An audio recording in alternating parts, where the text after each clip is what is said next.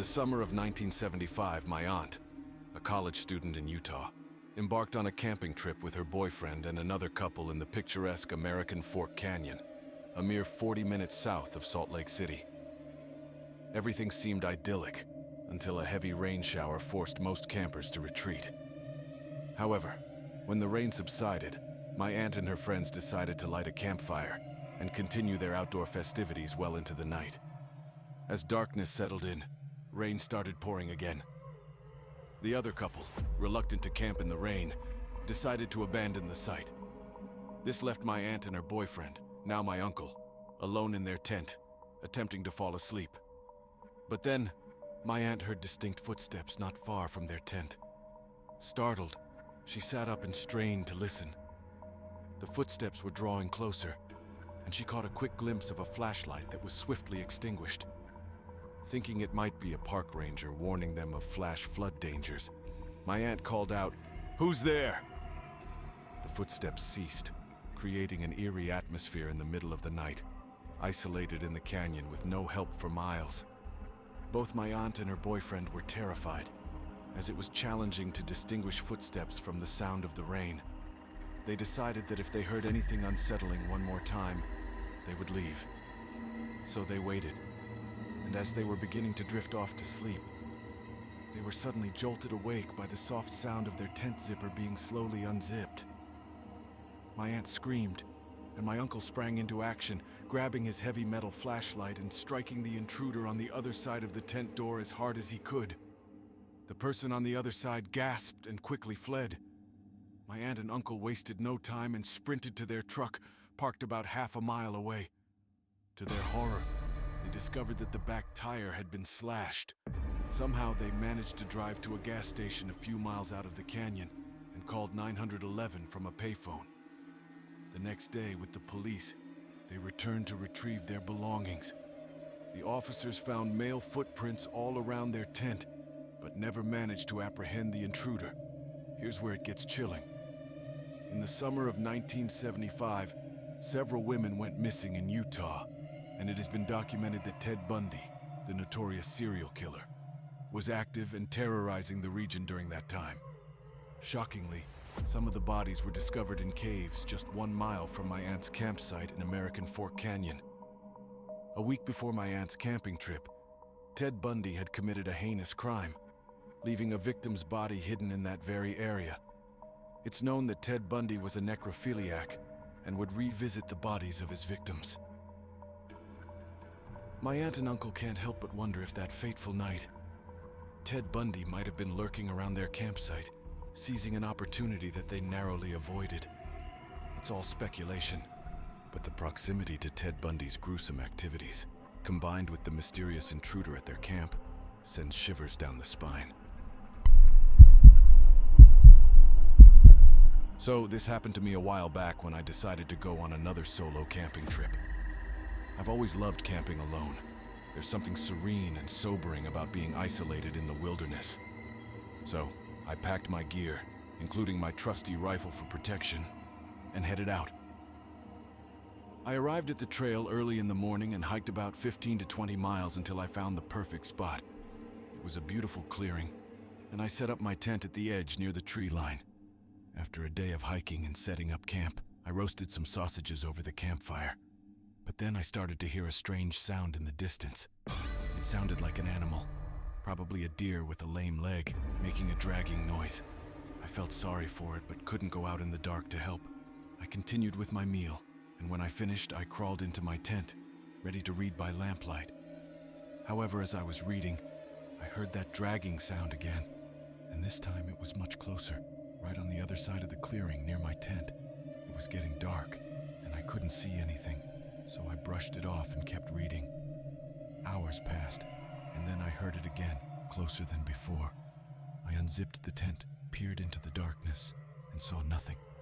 I felt unnerved, so I zipped it back up and listened closely. That's when things got even stranger. I heard laughter, men's laughter to my right, and women's laughter far off to my left. It seemed like the forest was echoing with different laughter from various directions, young and old, even children. I realized something was off. The night had gone eerily quiet. Not a single sound, not even the wind. So I decided to fire a warning shot into the air with my rifle, hoping it would scare off whoever was out there. I was on edge, but after firing the shot, the noises stopped. I sat down and relaxed a bit, thinking I had scared them away. I managed to fall asleep, but later that night I woke up in a cold sweat and felt an intense anxiety. It was still dark outside, and I heard two people whispering not too far from my tent. I grabbed my rifle and listened to their conversation.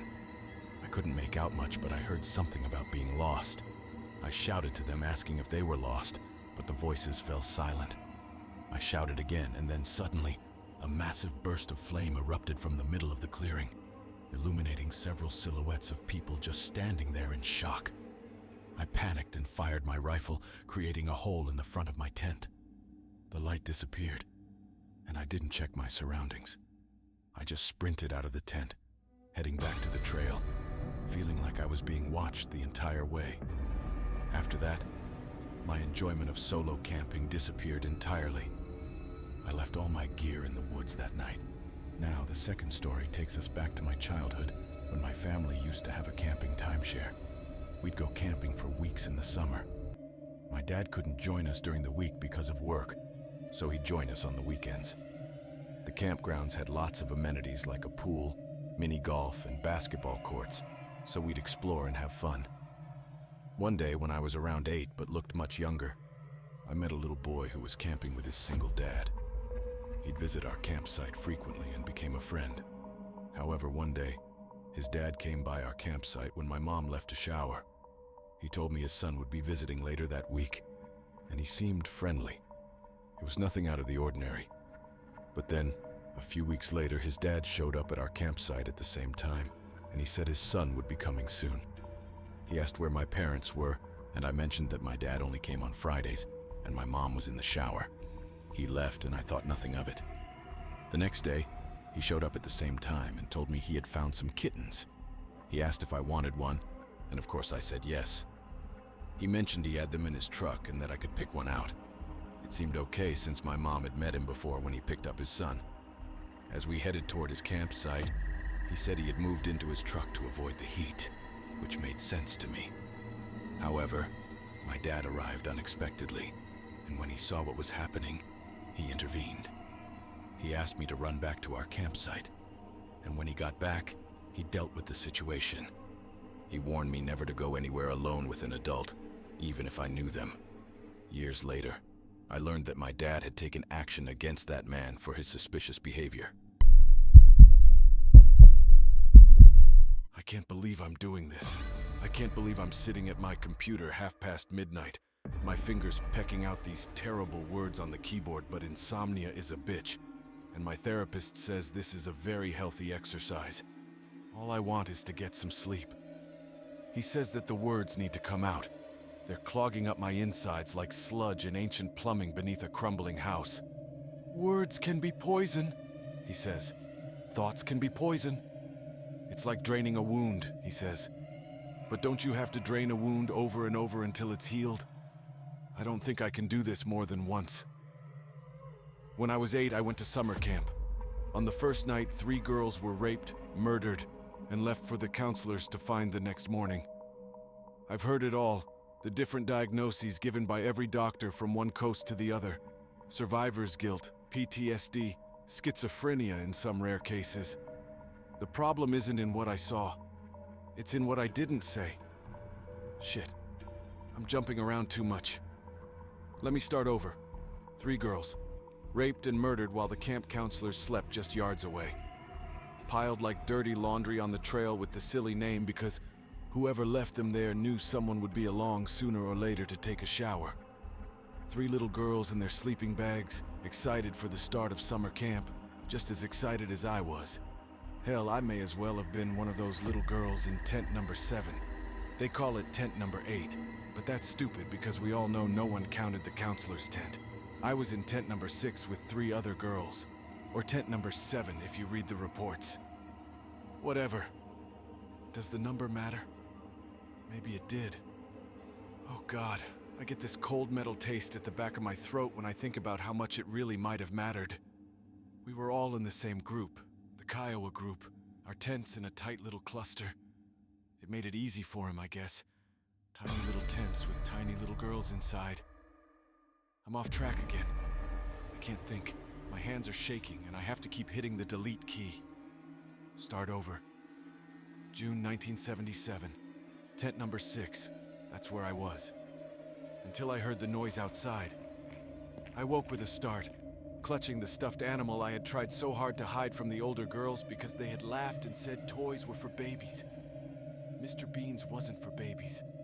He was a friend. But I didn't have many friends that weren't stuffed animals, so I kept him hidden in case the older girls came back. And maybe they had, was what I thought. The rustling sounds outside the tent sounded like someone was there.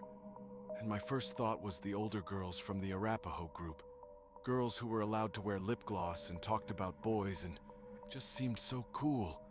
Like the ladies on the covers of magazines. They had teased me earlier at dinner that night, especially about Mr. Beans. But for one terrible, hopeful moment, I thought maybe they were testing me to see if I was tough enough to be their friend, to prove I wasn't a baby.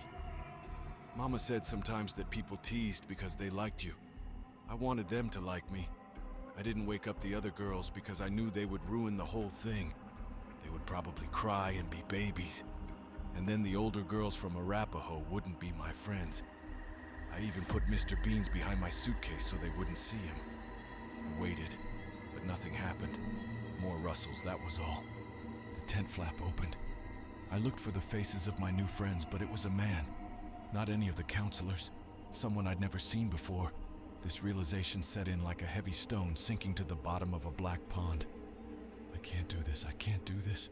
I have to finish. I have to drain the wound. His eyes scanned the tent. His eyes counted 1, 2, 3, 4 little girls. His eyes stopped on me, the 4th little girl, and his eyes met mine. He smiled.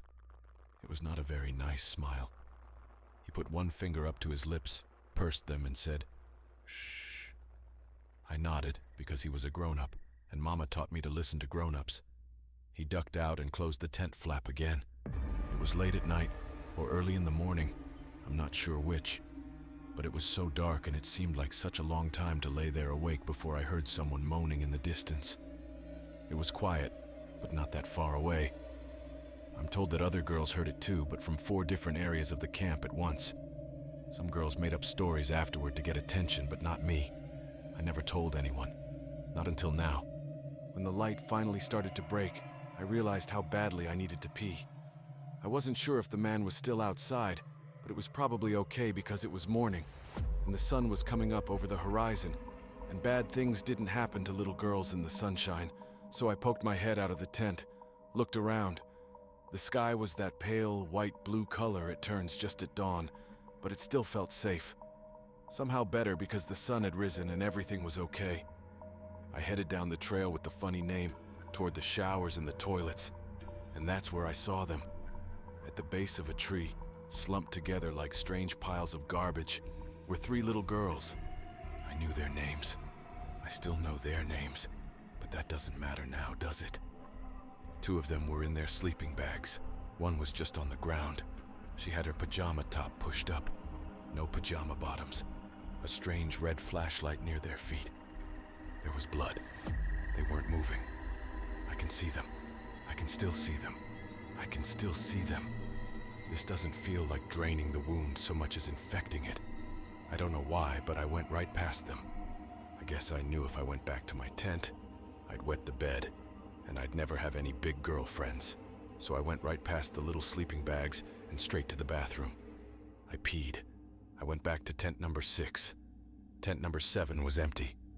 When I went back to sleep, the last sleep I ever had unbroken by nightmares or screaming, I think I'd convinced myself the whole thing was a bad dream. There was no man, no pile of sleeping bags with dead little girls in them, no empty tent number 7. The counselors got us up earlier than usual. We went to the Great Hall for breakfast. We went canoeing in the river. It was fun. Everything was okay. Bad dream. That was all. Buses came to take us back to the Great Hall. When we got off the buses, one of the older counselors, the ones that ran the camp, he told us there was a problem with the water supply. Camp was canceled for the summer. We all needed to pack our things and go home. Water supply. Camp canceled. In tent number 6, the other girls whined about how it was unfair. They'd sold so many cookies to get here this year, and after one stupid day, it was already over.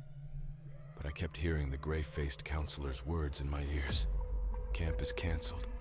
Camp is canceled. I tried to nap on the bus ride home, but my seatmate kept waking me up because I was crying in my sleep. She called me a baby. Bus stopped. Got off the bus. Troop leader said not to talk to anyone who wasn't our parents. Lots of reporters. Shouting. Mama grabbed me and cried. "No more camp," she said. She threw out my sleeping bag as soon as we got home. The police came once or twice after that, but I never talked to them.